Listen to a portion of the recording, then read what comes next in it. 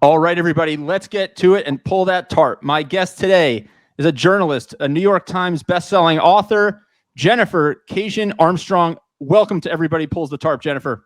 Thank you for having me. Jennifer, you're the author of one of my favorite books, Seinfeldia, the author of so many more. Where I want to begin, when did you know that you wanted to be a writer? I mean, writers are boring this way because we all say this, but like always, I think maybe there are some other professions that you eventually come into or something, and there may be people who come into writing that way too. But creative stuff like this, it's often in you, and I was always a writer, and I mean that. Like, my mom gave me a typewriter when I was like, as soon as I could like sit up myself and type. I was like writing plays that I made all my friends do in the garage. So always up to something there. I had a curiosity as a kid to be a sports reporter, and my parents, in part to kind of, I guess, give me some exposure to it, but also just to help me practice writing and spelling and all those things at a very early age, and also to teach me some discipline, got me a spiral notebook.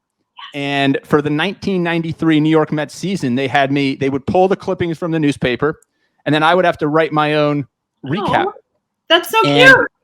And there were days I fell way behind, right? I would have to, I'd have 8, 9, 10 games, and I would learn my lesson. If you don't do the work every single day, it's a lot harder to catch up. I ran across that notebook recently. It's still floating around, and it's pretty it's pretty funny to look at, but a really cool concept. It's great. I love that. My mom used to have me read Reader's Digest, or for some reason I was into Psychology Today, even though I was like 10 years old. But I had a thing like over the summer where she would have me read magazines, and then like I'd have to report to her, which I also very much think had a huge influence on me eventually, going into media. So how did you then take it from an interest that has always kind of part of you to something that you were going to pursue more seriously? Was it first in high school, in college? How did you get more serious with the craft? It was high school. I was this like very, very type A, high strung kid. So by high school, I was like, I better have this all figured out.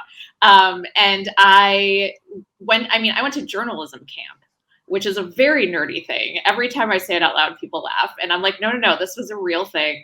So yeah, by the time I was in high school, I was at the point of like, not just like high school newspaper wasn't enough. I was the sports editor of my high school newspaper, in fact.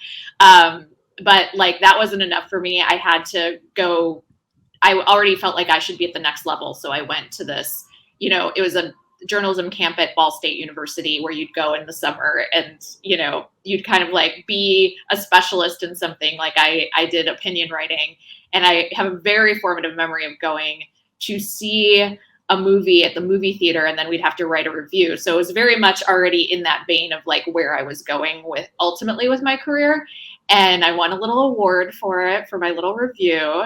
And, I just was very kind of focused and serious. I spent a little time when I was slightly younger thinking I might be a psychologist. But then I really just got serious and decided to choose journalism by the time I was like 16. So in 2002, you end up at Entertainment Weekly, which you have characterized as, at the time, a dream scenario for you in terms of a job. You were a bit surprised to get that job. I guess you didn't feel like you were totally qualified. Talk about that experience a bit. I think what it was a little bit of like Midwestern syndrome. I had I had quite a bit of experience. I was actually slightly older than the other assistants who I worked with at Entertainment Weekly, but I had been working in daily newspapers for the most part before that. Since I graduated from college at Northwestern all the way through this time, I was working, covering like city councils and stuff like that, which was sort of what they taught us to do at Northwestern, and very unglamorous, but great training. And so getting to New York and getting this job just felt like almost too much. It was like, oh wait, now I'm just allowed to like write about what I'm passionate about instead of going to city council meetings till 10 p.m. and having to file a story, like it was just it was like too glamorous, too much. It wasn't that glamorous once I actually got there. It was a lot of hard work, but I just felt like I couldn't believe that this was a job and that I was allowed to have it, because I was a pop culture nerd since I was a kid, just like I was a writer since I was a kid. And it just felt like, I can't believe that I've actually figured out how to have a job like this and that someone is giving me the chance to do it. Well, it's interesting, Jennifer. I mean, this show is called Everybody Pulls the Tarp, and it all really centers around an internship I had early on in my career where I worked in minor league baseball. I worked in the front office for a Yankee minor league team in New Jersey, and this was all part of a grand scheme that I had to be in the business of sports. And you arrive the first day as an intern and you're excited. You're going to learn. You feel like you do have this glamorous opportunity. I can't believe I can actually. Waiting for, right? Yeah. This is what I'm waiting for. And they put you in a conference room and they say, tomorrow, bring a pair of old clothes because you're going to help the grounds crew pull the tarp on and off the field when it rains. And you process this and you really don't understand why. And then you learn that in the minor leagues, they've got a much smaller grounds crew than they do in the big leagues, smaller budget, less personnel, and it's a big job. It requires a lot of arms, a lot of legs, and it really set in motion for me this mindset that you have to be willing to do anything to be successful in whatever it is that you're doing, and there's really no task beneath you when you're trying to build a career, sustain a career, and be ultimately successful. But what it also is a great reminder is that things that seem and sound glamorous because of maybe the industry that you're in or what you get to do are actually really, a lot of work. So talk a minute about, obviously, covering pop culture and working for Entertainment Weekly, probably lots of times on different sets and with different actors and actresses and entertainers. Talk about some of the work that people don't see that really goes into meeting those deadlines and carrying the responsibility. Yeah, it was a really hard job, even though it also had those moments. And I don't deny that those are, that's crazy that I got to be fly out to Hawaii and be on the set of Lost for a week or that kind of thing. That's nuts. And I did appreciate that a lot, but it also was a lot of really hard work, and partly because it's glamorous, right? They can work you harder because they can just kind of be like, lots of other people want this job too. And so it was just a lot of, especially in the early days, I started as an assistant. So I was starting from the bottom, and, that part was a lot of hard work, as you can imagine.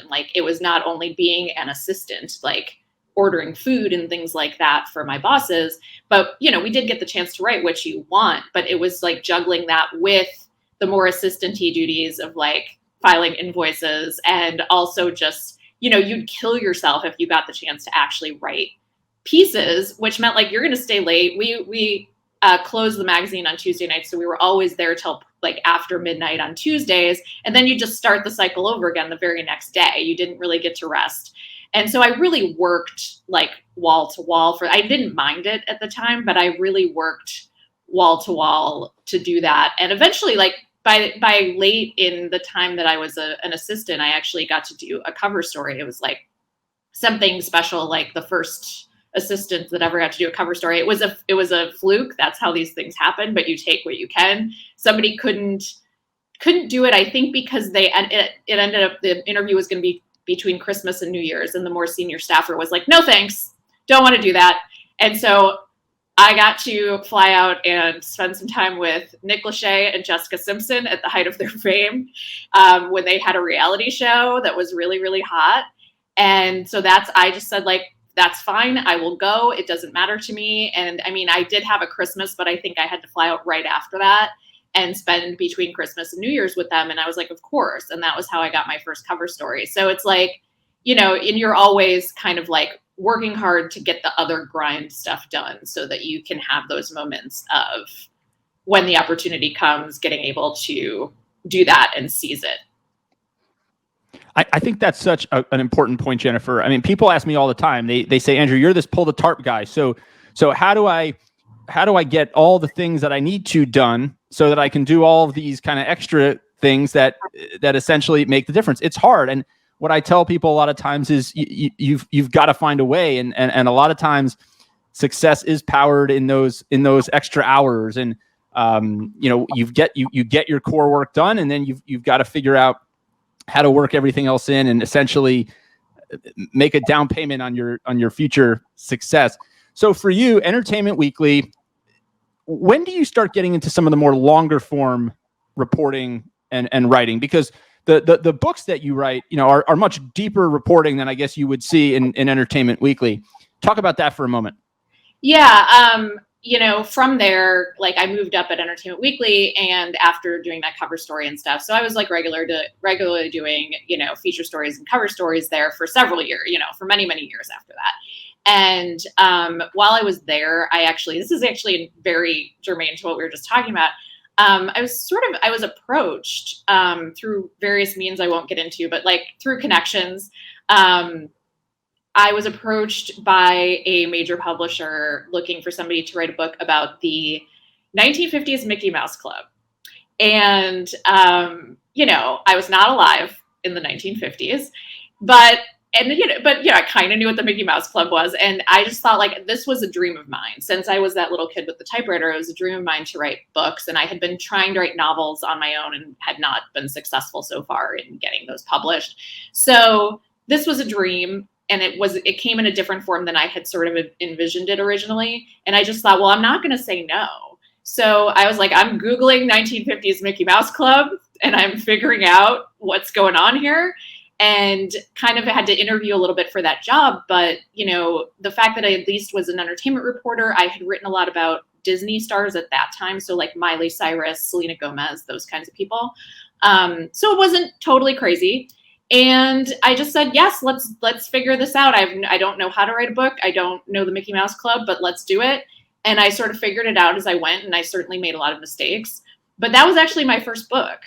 And it hadn't occurred to me before that I could sort of mash together more closely what I had been doing at EW and my dream of writing a book. And that, what if I wrote a book about a TV show that I cared about next, was kind of the thought process. Like, that was fun. And I got to learn on that one.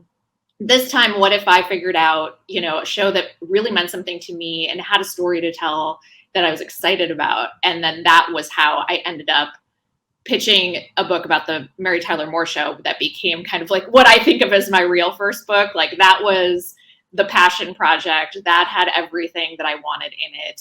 That still, I don't want to pick favorites among my books, but that one still is really close to my heart because of, what it meant. And it also was a thing where when I pitched it, I had this idea, like, I have to make enough money here to quit my job so that I can really focus on it full time, because it was really hard to write a book and have that full-time job at Entertainment Weekly. So this was my book where I actually was able to quit my job and spend all of my time writing it. And all of that together was like a new dream after, we were talking about the Entertainment Weekly dream, which I had been there for 10 years by then. They wear off, dreams wear off. And I was really ready for the next thing. And this felt like even more exciting. Like, I can't believe that somebody's going to, let me write a book about the Mary Tyler Moore Show and pay me for it.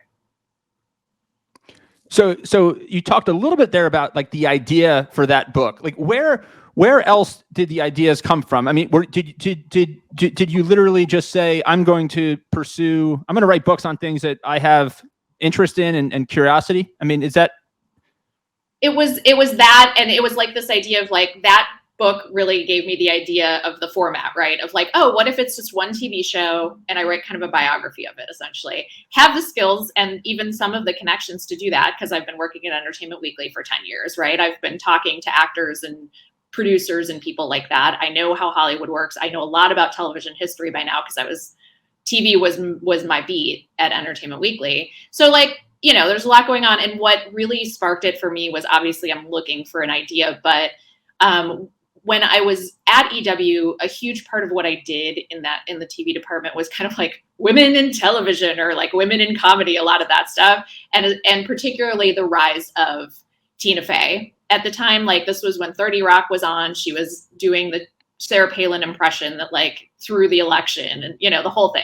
So I was always talking to her.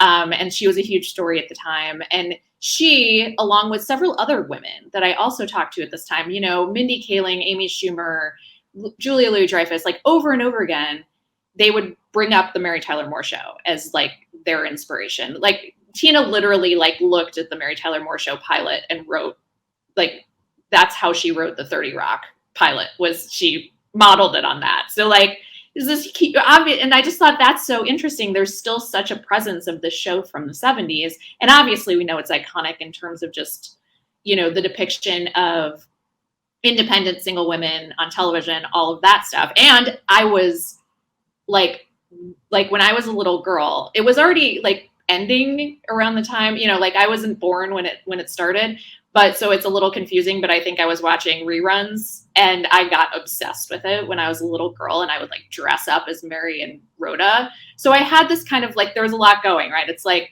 there's this modern resonance that's coming up, but I was obsessed with it when I was a kid. So I have this memory of it. And then when I did some research, I also found that it was the first show to have like multiple women writing for it, instead of just like, oh, the one, you know, at the time, a lot of shows would have like the one woman or a woman who's paired with a man. But this show had like startlingly, like a third of their scripts were written by women, which was huge at the time. And I just thought, well, there has to be a story there. And that's the other thing I always look for with these books, is not just an popular show, but here's something we can say about what happened, and, you know, an interesting story to tell about what happened behind the scenes, and also kind of an ongoing, you know, impact on society. What is your process once you get into it? You talked about kind of the transition from writing it kind of part-time, the first book part-time while you were still at Entertainment Weekly, to being able to afford to do this full-time. Once you're doing it full-time, what's your process look like? Are you someone who writes for X amount of hours a day? Do you write at a certain time of day in a certain place? Talk to me a little bit about like the environment that you create and how you go about it. Yeah, once I'm in, like, if I'm really, it depends on the phase of book I'm in, but, you know, once I'm really like into it, like there's a whole chunk of time that's mostly research, you know, where it's really just like I'll always watch every episode of show, even though obviously anytime I pitch a book, I've seen the show before, but I also have a rule that I have to watch it from start to finish in order as soon as I get the book deal. Like that's part of it. And then, you know, doing like taking in a lot of stuff. Like there's a lot of research, it's doing interviews, all of that. So a lot of it is just like putting out the net, getting it back. Once I'm getting to a point where I have, you know, enough, I'm probably still going to keep doing some interviews and things as I go. But like once I've got a giant stack, you know, of information here, I make a really, really long outline. I won't get too deep into this, I promise. But I make a really, really long outline with just like every piece of information that I want in there. I'll take it from all the I'm doing this because it's like literally where the stacks will be, is like next to me on my desk. I'll have stacks of paper highlighted and put all this stuff into a big outline. And then I can kind of write almost more like a novelist. That's how I think of it. Is like, finally, I've got all the stuff in the order I want it in, and I can go get more of the facts if I need them. But basically now I've got one giant document. It's probably like 100 pages or more, and it's all in order. And then I can actually just sit there and write, as opposed to like picking through things all the time. And that's when I'll start to have more of like a lot of my workday is that I do have, like, as a freelancer, I realized at some point once I quit my job that I had to start having a schedule.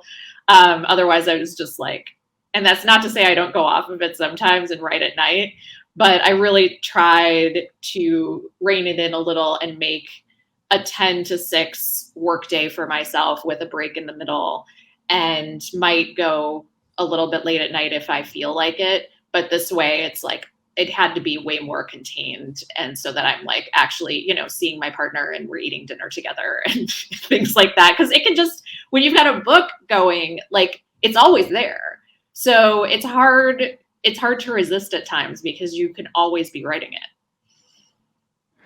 Yeah. I keep little notebooks all over the house and Google Docs. And whenever someone's name pops into my head or a type of person that I want to interview, I write it down. And then what I do with it, you know, we go from there. But it's interesting. Whenever I read good nonfiction, I always say to somebody, "How is that book?" I'll say, "It was nonfiction, but it read like fiction." And is that essentially what you're going for when you're trying to kind of lay everything out and kind of mount it almost like a story, and then you go and fill in the gaps? Are you trying to almost create it as if it was a novel per se? Yeah, exactly. This was what way farther back than it should be. This was what I wanted to do. Like, even pretty young, I was very much into like what they called new journalism at the time, which was, not at the time that I was reading it, but at the time that it was invented in like the 60s. And I was very, very obsessed pretty young with that period, and like Tom Wolfe and people like that who, Gay Talese, all of those guys who were famous for kind of doing that, for turning journalism into more narrative forms that were more fun to read and were plotted, were actually organized the way that fiction writers organize novels. And so because I loved both, because I loved fiction and I also loved nonfiction, I loved this idea.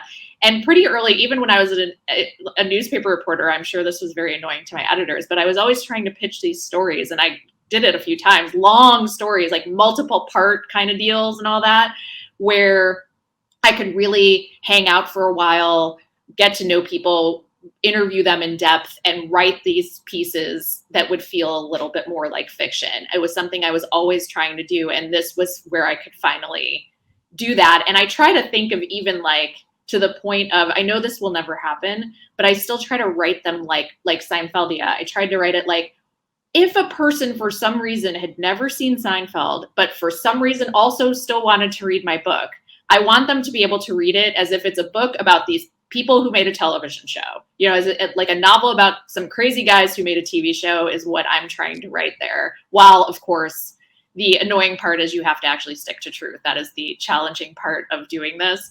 But that to me is the most fun part, and it's why I haven't so far ever done like an oral history, which is a very popular way to do some of the, there's a book about The Office that's a great oral history, a Saturday Night Live book that's seminal and is a great oral history. But I always, I'm an annoying writer who wants to like write things, and so that's why I've always done this form instead. I'll tell you what, I made a note, Jennifer, that the next time my wife tells me that I'm watching too much Seinfeld and I've seen the episode 1,000 times, I'll just tell her I'm writing a book on Seinfeld, and I'm going to watch, from start to finish. How do you, especially earlier on in your career writing books, how do you stay confident that something that you're passionate about and feel good about is something that a lot of people are going to want to read? It's so hard. It is. It's really like, in some ways, of course, the books that I've written, it's like, there's a lot of evidence that people enjoyed Seinfeld. So you do have to write a book proposal that convinces at least one other editor that this is true and that they're going to sell a lot of books.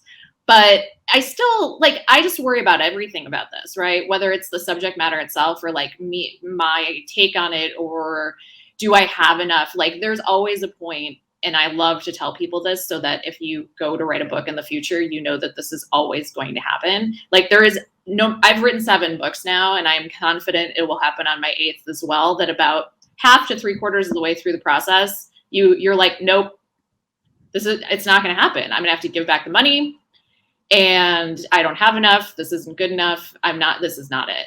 And the one thing that I've learned, the way I deal with that is simply knowing it at this point, and that I don't panic as much. I'm just like, oh, this is the part where I think that it's not going to work and everyone's going to hate it and I don't have enough.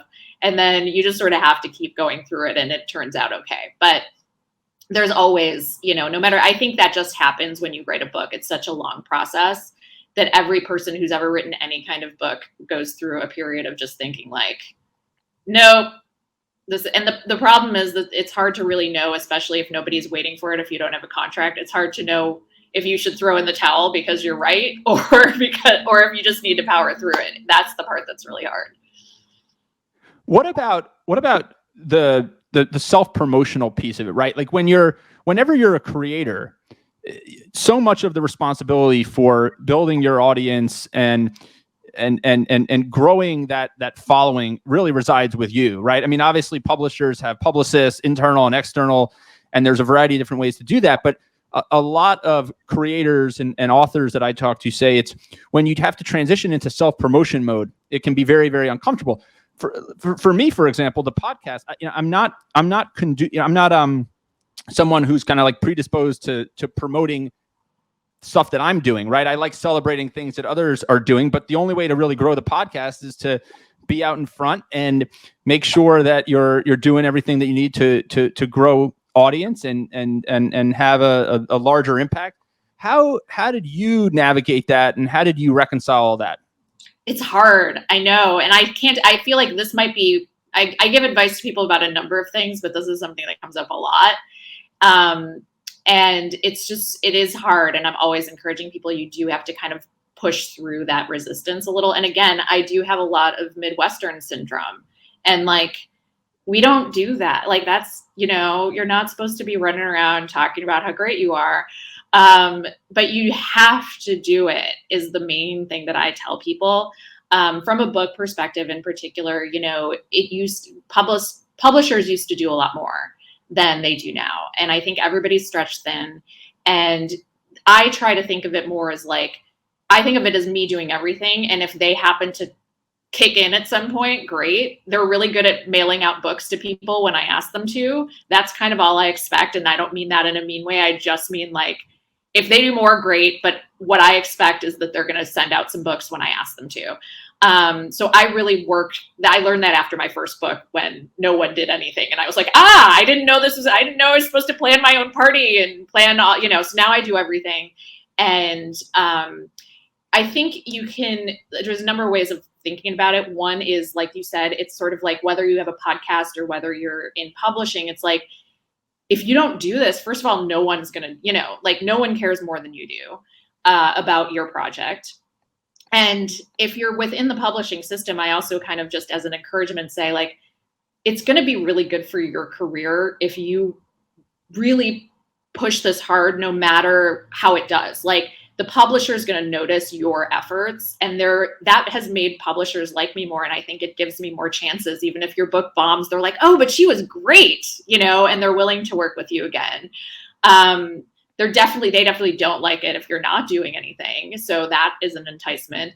And if you kind of try a little bit, and I do this and I'm better at this the longer it's been since a book, but like, you can kind of think of it more as like this thing outside yourself. Like, I made this thing and I want you, like, I'm proud of this thing and I want you to know about it.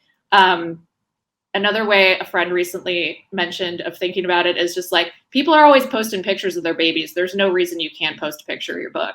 Like you've liked 7 million pictures of that kid, that friend can reciprocate by, looking at your picture of your book again. So you have to do it, or else there's no point. Why did you do this if no one's going to see it?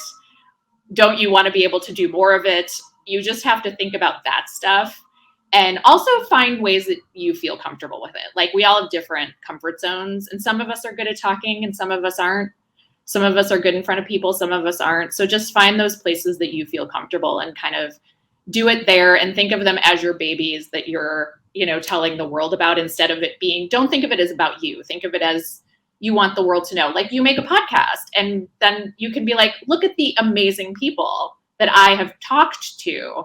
And you can think about it that way instead of being like, look at me, right? And I think really similarly about my books. And it's like, I want you to know this story that I worked so hard to uncover and tell in a meaningful way. So that's sort of how I try to think about it. Jennifer, thank you for spending a few minutes with me this week. This has been so much fun. I think the point you made there about, nobody's going to be more passionate, nobody's going to fight harder for your project than you, I think is a great message for us to end our conversation on today. We'll have to keep in touch. We'll have to have you back when you bring new exciting books into the world. Thank you for doing all that you do. Jennifer Keishin Armstrong, thank you for pulling the tarp. We'll talk soon. Thank you.